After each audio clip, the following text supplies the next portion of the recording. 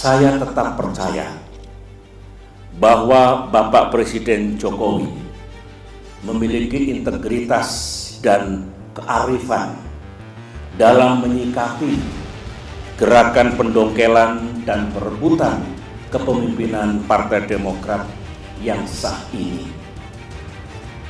Saya juga tetap percaya bahwa negara dan pemerintah akan bertindak adil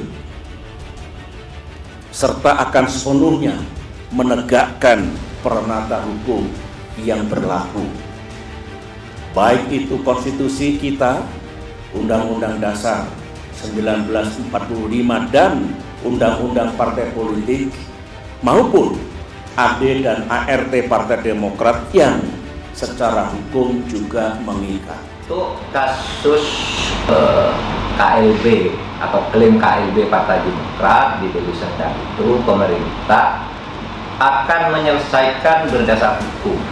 Apa berdasar hukum? Yaitu sesudah ada laporan bahwa itu KLB. Sampai dengan saat ini pemerintah tidak menganggap, setidak-tidaknya secara hukum tidak tahu ada KLB atau tidak secara hukum ya, meskipun telinga kita mendengar, mata melihat, tapi secara hukum kita tidak bisa mengatakan itu KLB sebelum dilaporkan secara resmi hasilnya kepada pemerintah. Oleh sebab itu nanti ini akan ditangani secara hukum oleh pemerintah manakala nanti sudah dilaporkan oleh penyelenggaranya, sehingga pemerintah mendapat laporan, oh ada 2 KLB. Nah, sekarang dasar penyelesaiannya apa? Saya ingin mengatakan dasar penyelesaiannya adalah peraturan perundang-undangan. Pertama, berdasar Undang-Undang Partai Politik. Yang kedua, berdasar AD/ART yang diserahkan terakhir atau yang berlaku pada saat sekarang ini. Nah, bagi pemerintah AD/ART yang terakhir itu adalah AD/ART yang diserahkan tahun 2020.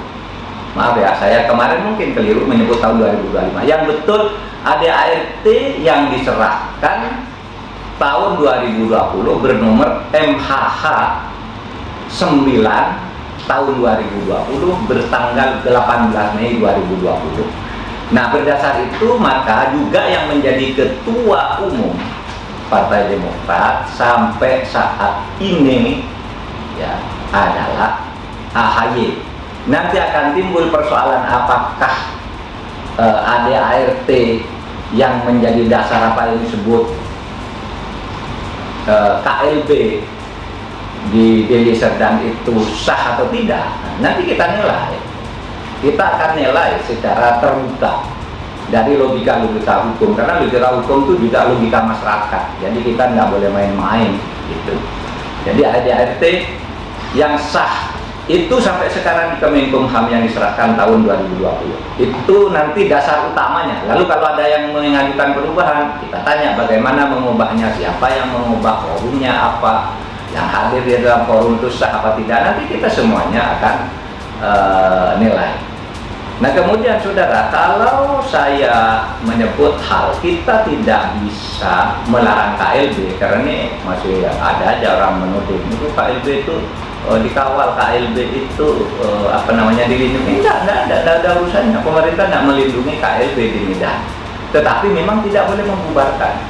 Seperti halnya dulu, saya ulangi, Pak SBY tidak membubarkan KLB-nya PKB, ada 2 dan berkali-kali forum.